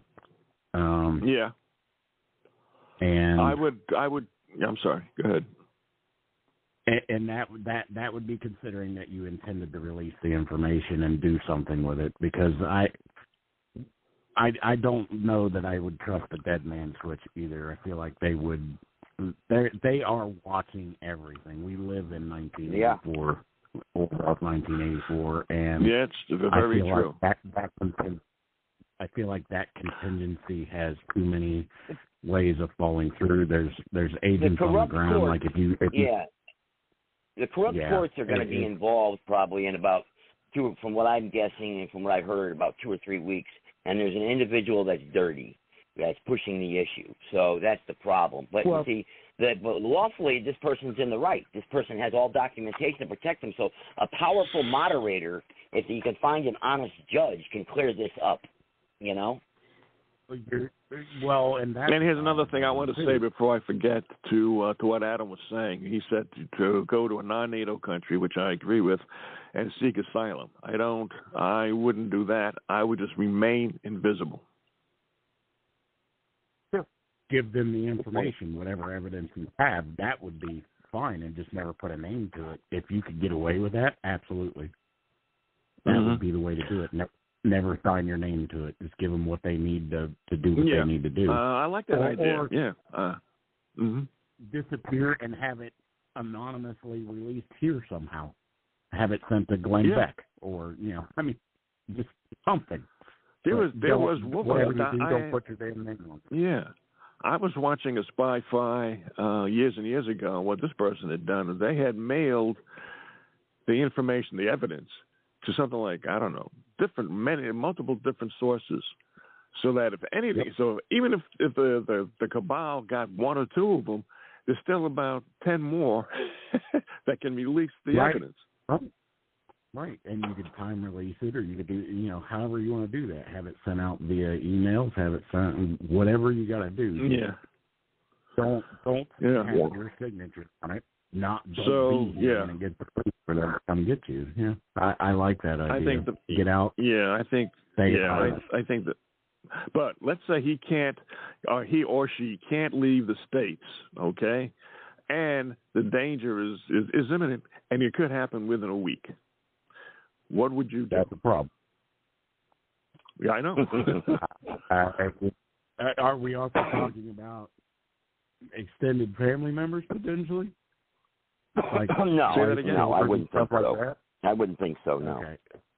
But you never know. If we're only talking about the individual, because that, family obviously changes the whole tactical situation. I didn't hear the question. Can you repeat the question, please? Does that include family, like wife and kids and all of that crap? I would assume so, because if the individual is a danger, then they're going to try to use grandkids, uncles, nephews, etc., to try to get this person to capitulate. Well, wouldn't you? Yeah. If I was a drug dealer, well, absolutely. Right. And you know they're going to do that. This government is not above doing that. So,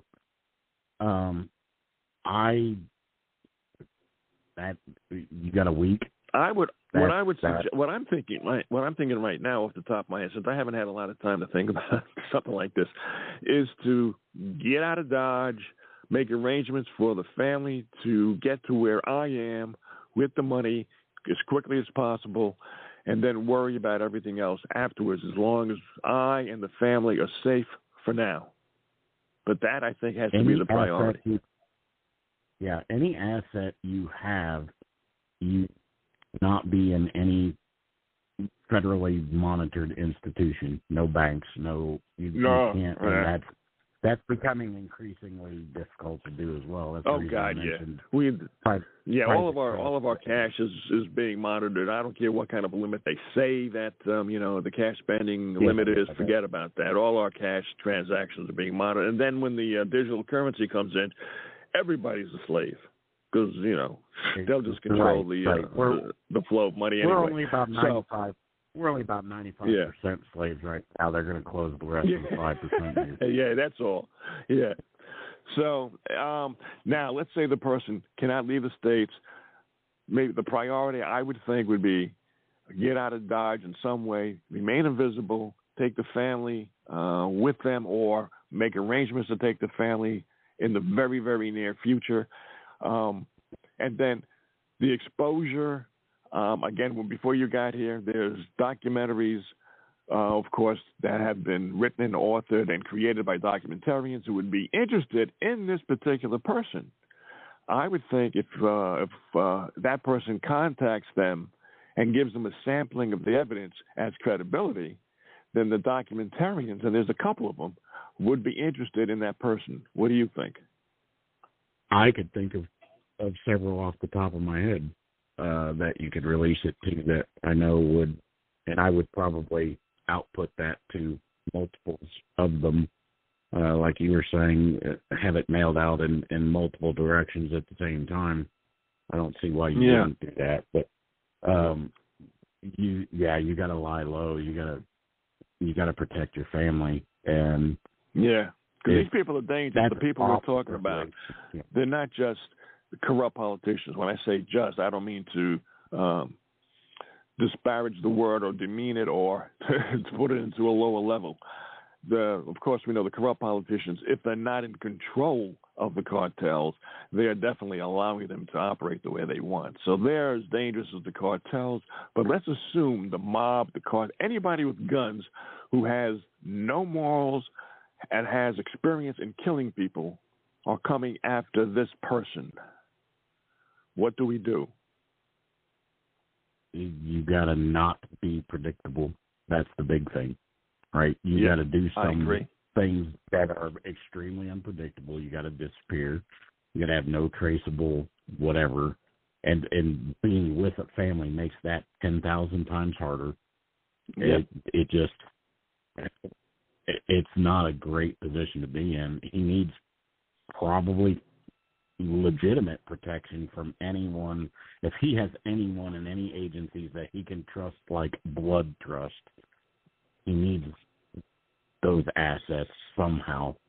But being on your own with your family, running from that kind of thing, I'm honestly of the opinion, like if he couldn't get out of the country, it would only be a matter of time. Very possibly, but at least in the meantime, he or she, would be alive to think of other ways. What do you think, Joe? I happen to think that Adam, very brief, doesn't take up a lot of time, got to the point. What do you think about his suggestions? Oh, Joe stepped away. Okay. All right. Can you hear me? I think this. Yeah, I hear you. Can you hear me?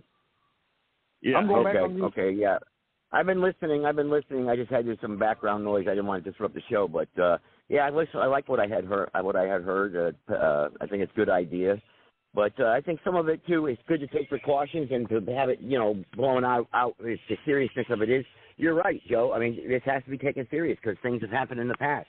So sometimes people don't take it serious. They don't take it seriously, and then it's too late. Yeah. Yeah. And then we hear about, oh, what a nice girl she was. What a nice guy he was. Oh, but okay. And then pass the remote, dear.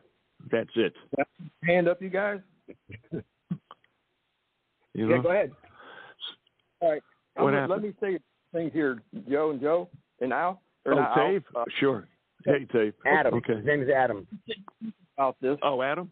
Okay. The very first thing I would do is begin misdirection. I would let everybody know that I'm going to Maine, I'm going to somewhere completely different. Start that process.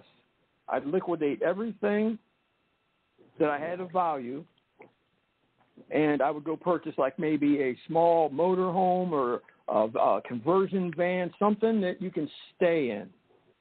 Mm-hmm. And I would drive the other direction, and I would begin to find an identity change. Somehow or another, I would attempt to figure out how you can purchase and get another identity. It's not that hard, I don't think. Just for purposes of, like, maybe you need to, wherever somebody asks you if you're going across the state. You get stopped by, let's say you're driving, you get stopped by a state trooper or something. Whatever. Mm-hmm. You have your identification. So then, once you've begun the misdirection and the paper trail is moving away from you, that's going to push them off you for a minute. During that time, you need to find somewhere where you can post up, almost like you get a bug-out bag, and it's time to hit the hills. If you got to live off the, not off the land, but you know what I'm saying, seclude yourself, find a motor, like a park.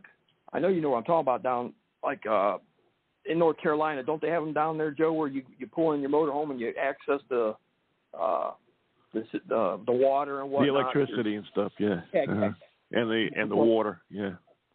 You're not committed there. You can unhook and leave in a moment, but you have to arm yourself, and you're going to have to invest in a lot of no-dos. But I would think once you start that misdirection, you have to start to find someone, put together a package of all your information to protect yourself, and I would send that shit to every single individual I would send it to Glenn Beck. I would send it to Joe Rogan, and I'm not kidding. I would send them yeah. I type an email, just something not crazy, 500 pages long, and be like, okay, I would say, I did this and this. I was involved in this.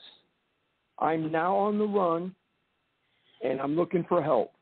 Now, I have a story to tell about the people that I'm involved with, and I'm in fear of my life. I don't know who to turn to, so I'm turning to the media. But until I know for sure that I can come forward with myself and provide the story, people have the information that if something happens to me, then that we'll know what happened. But is there anybody out there that can help me? And with the way podcasting is, my God, I mean, there's got to be somebody that you would benefit that could help somebody out like that. I would think that's what I would try and do, and then just have to. If you got 5 days, if I'm thinking I'm going to be dead in that soon, and you got to pack up and go. You cut your ties. Just like if it was a nuclear holocaust, if you knew the bomb was coming or something was going to happen, you grab your bug-out bag. You don't take the shit off the pictures off the walls and shit like that. Anything that's not needed for living to maintain your life, you cut it loose because it can be replaced. Now, I don't know if it would be if I had kids with me. Like I said, if my dog ain't going, I'm not going. I will post up and we'll have ourselves a gun battle. But if I can get my dog and I'm gone, I'm gone. I'm going to make it as difficult for these people to find me. And you have to sit down, and that's when you start to sit and think, like I'm sitting here by myself and I ain't said nothing for a while, and I'm thinking, what would you do? Where would I go? And then you spin off, okay, now I can do this. If I'm there and I spend a day or two may turn into a week for you. It just depends on the situation. But you have to blend in your scenery. You have to misdirect everything that's where you're going. I mean, I would send people like my aunts and uncles, like, hey, it'd be great to see you guys at Christmas time coming up here or Thanksgiving, and I'm headed towards Florida, and I'd be damned if I wouldn't drive to Maine. You know, and you just, as long as you can avoid it, till you get the opportunity for someone to tell your story for you.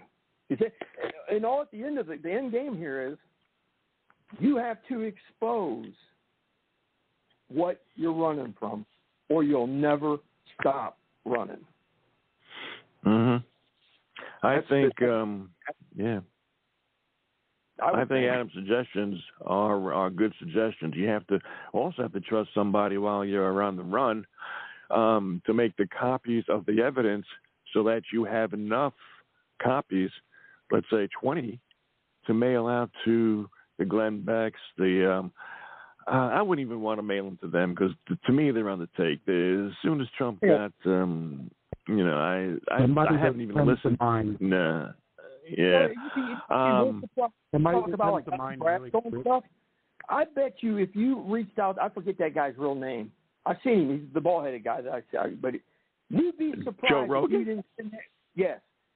If you sent that guy an email, I bet you people have forgotten about him almost completely. He probably reads his emails and he would be like, holy shit, maybe this guy needs help like I needed help. And I would rather have Joe Rogan's attention than the Hannitys and the Levins and the Becks, because they're paid by the media, and they say they were in silence, but they never talked after Trump's re-election got stolen. They never talked about it. Why? Because they didn't want the media. They didn't want the media to be sued by Dominion, and they didn't want themselves to be fired. So Joe Rogan. Plus, he's got 20 million downloads a month. So, you've got yourself a source there. Yeah. Olson could be someone that could be reached out to, because there's a guy that's pissed off at the media because of how they did him, and that's what you're looking for. You're looking for someone that's going to be your buddy against the opposition, because they're facing it in another aspect of it, but they have the platform to. You've got James O'Keefe, who's trying to rebuild after Project Veritas removed. Oh, Michael O'Keefe, James O'Keefe, James O'Keefe, and he's very big on. He might be somebody to contact before you release, because he's big on doing the undercover work and the investigations and stuff under the bridge before he ever even releases a thing. Don't people just send a package to, like here in Akron, Ohio? What if I was to send this package that I would send to Glenn Beck or Joe Rogan? What if I send it down to the Akron Beacon Journal, and some journalist down there says, "What the hell is this?" Opens it up and says, "Well, hey, it may go snowball like that." Yeah, I like that suggestion too. Yeah. Finally, we're getting down to the nuts and bolts and the meaty flesh of the process of what a person can do to save their lives and the lives of their loved ones. And I like the suggestion so far. Unfortunately, it does mean moving away from where you are. It does mean getting money out of the bank, but you're alive to do it. It seems like the banks are going to fail anyway. Who knows what's going on? Yeah, possibly. Yeah. Hell, you know what? Let's be honest about it. They just sent 6 Chinese naval ships to the Mediterranean this week. Well, guess what we sent? 2 carrier fleets. We may not even have to talk about this kind of shit come next week. They might just drop the bomb. If you're going to get into a chit-chat, just for a second, you're right, because we may be facing World War III, and I'd rather die in a split second of a nuclear flash than to live through nuclear winter. So, you're right about that, Tate. Yeah. That sucks to even have to worry about this kind of stuff going on. But and then have to be on the run. But I think you really have to stay on the move. But your main thing is you have to pay attention to what you do. You have to always look over your shoulder. I would say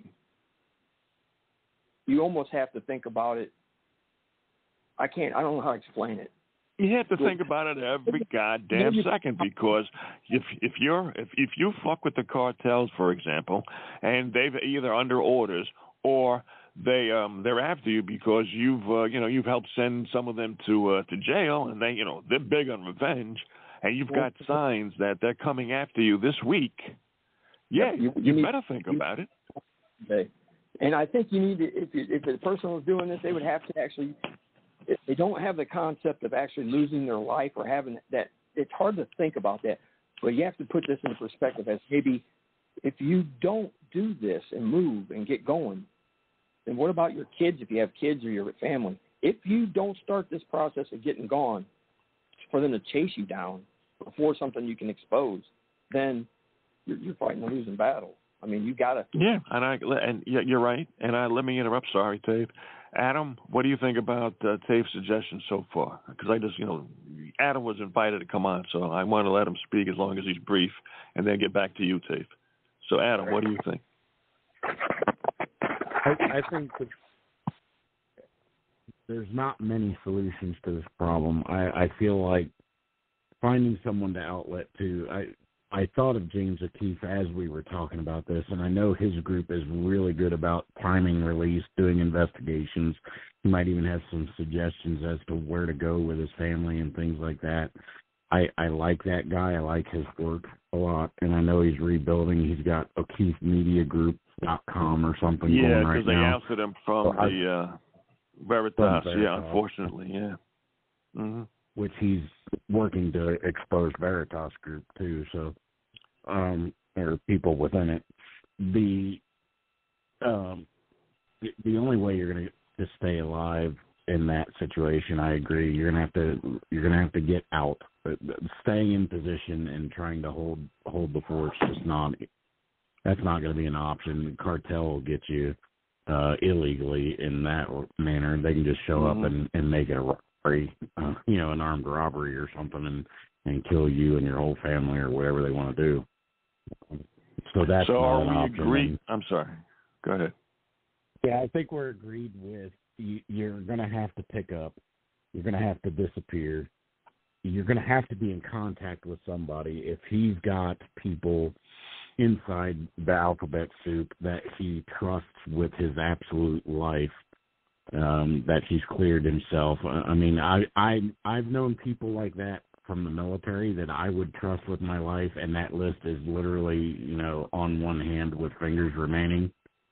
Yeah. That number of people that I would trust like that.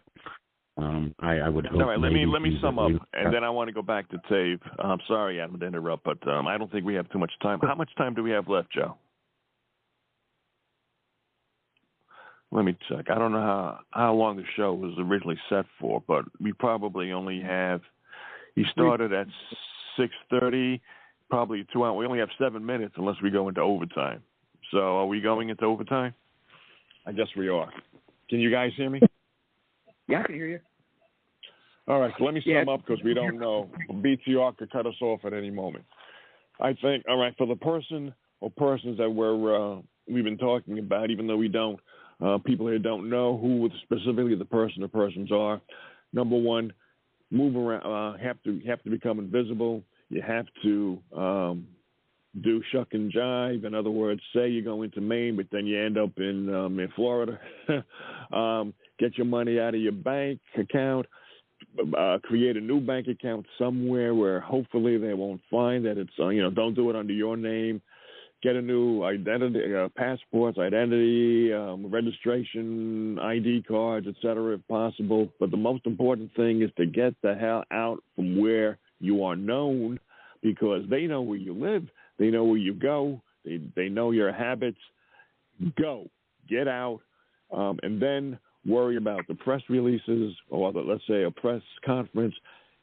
Make copies of the evidence, send out the evidence to everybody on the planet So does anybody want to make any type of amends to what I've suggested as a summary? Let's go with Tafe first because I interrupted him to go with that. Go ahead, Tafe. I would think if we were going to do this like we started off earlier, if the on the run might be too much, depending on how you're set with your family or whatnot. You just can't. It's hard to do. But the attack of the initial attack, when you strike first, when I boxed and fought in the Golden Gloves, all I ever heard my coach say was, the trainer, be first. Be first. If you're not first, you're getting smacked in the mouth, and you don't want smacked in the mouth by the cartel. So I would think if you wanted to go put it together in a day or so and go down to your local journalist, make some phone calls, spend a day making phone calls and who you can contact, try to get 5 or 6 people together in a sitting where you can explain it to 4 or 5 people if you can, and drop the bomb. Bring it right to the forefront, right off the rip. That's about the only way you'd be able not to go on the run, is to expose it and do it in one. If you're saying, hey, I got some corrupt people at the highest level. If you want the story, it's young journalists are going to do that. Anybody's going to do that nowadays, is to try to get in front. So that's what I like the idea, except that when you say anybody's going to do it, there are going to be a lot of people who are not seasoned whistleblowers and seasoned investigative reporters who I think will be afraid of exposing anything, especially at a local level. I think the local level idea is good if you have time. We're talking, let's say at the end of the 5 days, the person, if he or she or if the family is not careful, is going to die. We need something now. So you need to go to the editor of your biggest newspaper in your area or TV. You need to make something happen. I don't care if you set the courthouse on fire. If that's what it's got to be to save your family's life, that son of a bitch is going to burn on my end. I guarantee it. I'll have a folder here. Take me to jail. But this is why I'm going, because this is what's happening. I wouldn't go to jail because I'd die in jail. But the thing is, I understand what you're saying. Get the attention. I don't know if I completely agree with that. I would think the priority, be invisible, get the time, get some peace, knowing that your family, if you can make them safe within 1 day, okay, it'll be a struggle. But if you know that, even if you don't know where they are, if somebody's taking care of them, if the cartel doesn't know where they are, and that'll give you enough time to think about, okay, I'm safe. What am I going to do? You could go to the local press, but you have to also, as Adam was saying, think about the repercussions, because if you're going to release it here, then they might find you and kill you anyway, even though it's released, because it may not be released to the degree where it would be helpful. If you go into a local newspaper, for example, it's not the same as being exposed by Joe Rogan. Okay, I just sent a message to a buddy of mine that's a former narcotics detective that he just retired from the sheriff's department, and he's now living in Florida. And I sent him a message, and I just told him, I said, supposedly I knew somebody that was in some trouble that was a CI, and they got themselves into a situation where they are actually now, after their incident happened, that they are in fear of their life. I go, what would the outlet be? What would I do? What would you do, I asked him, to save myself or whatever? He goes, FBI. Really? FBI? And that's straight from a legit 25-year narcotics detective. And so he would suggest to go to the FBI? He said, go straight to the FBI. Okay. I don't know. All right. Maybe yes, maybe no. I don't know. Look at John Conley, how that worked out with Whitey Bulger and stuff like that. That was another situation like Donnie Brasco, where you had someone that was an embedded informant working for the government, though, but was an employee. Crazy. Well, yeah, but see, at the same, ordinarily, the Donnie Brasco situation, he wasn't betrayed by the government. Right. This particular person has been betrayed by the government before. Right. That's why he or she is very, is very gun shy. So I'm sorry to interrupt, but let me get back to Adam because we only have a few minutes left, and then we get back to you, Dave, in about 2 or 3 minutes. Go ahead, Adam. What do you think? Getting your family safe, getting them clear, getting them in the protection of someone or somewhere, something, just making sure your family's not in the way. That's the only way you're even going to be able to get a time frame to rest and be able to clearly try to pursue something as far as releasing it or finding a media outlet or whatever. But getting your family safe is number one priority, obviously. I agree. Then after that, what do you think about Tave's suggestion about going to the local media as opposed to trying to contact the national big boys? You've got to get big quick somehow, and you've got to get, because the bigger you get, go to the local media, but you're doing that at the same time you're trying to go big at the same time. I wouldn't spend a lot of time on local media, only if they wanted to be included in the release. That would kind of be my gist of it. I think then I think it's a blend of both. Do the local media thing if you think it's helpful in some way, but hopefully there'll be people you can trust and try to go after the big boys. Okay. Invisible. Yeah, I would go. Get out of town, or at least get invisible. Get away from the terror. You give you a chance to think. I don't know about exposing the evidence right away, because if you expose it, unless you do it properly, you got to really think about how you're backfire. Going to do that. Because, it could absolutely backfire if you release it to the wrong people in the wrong way at the wrong time, and people get the cartel or whatever get ahead of your release. If you're talking on a cell phone that you had before, there's so many ways that could go wrong. Absolutely, it's got to be very well thought out. And if this person is a DEA agent, they have some idea of how government agents operate and how they get their information. So being able to distance yourself from those means of communication and those familiar lines of doing things, that's paramount. So get the family safe, figure out how you're going to communicate, who you're going to communicate to, get as big as possible before you release. You want big boys on board before you release, or you don't release. If you can't go big, get out. Just get out, because if you're not big enough on the release, you will disappear. And then give yourself time to then do it later. Just stay alive and keep your family alive and get the time available. Okay, I don't know how much. Apparently, I guess we're in overtime. So, Joe, what do you think? I mean, of the people listening and the person that we know, if he or she is listening, anything you want to say to them, or him or her or whatever?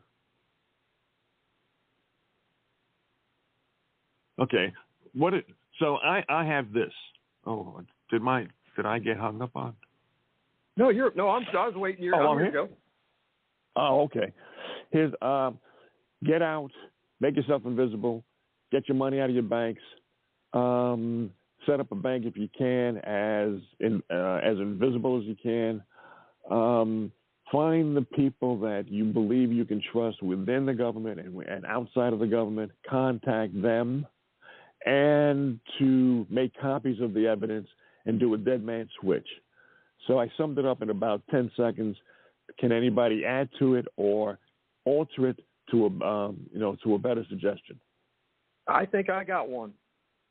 Okay. We've talked about this in our Patriot community from the beginning, and it's still in everybody's mouth when they talk about it. Aren't our sheriffs the ones that have the power over everybody? I don't think so, but I know some people say so. Go ahead, Dave. Sheriff Mack, is that the one we were talking about a while back? Well, Sheriff Mack is probably a good choice. Plus, what's the name of the group? The leader that got sent to prison. If it's me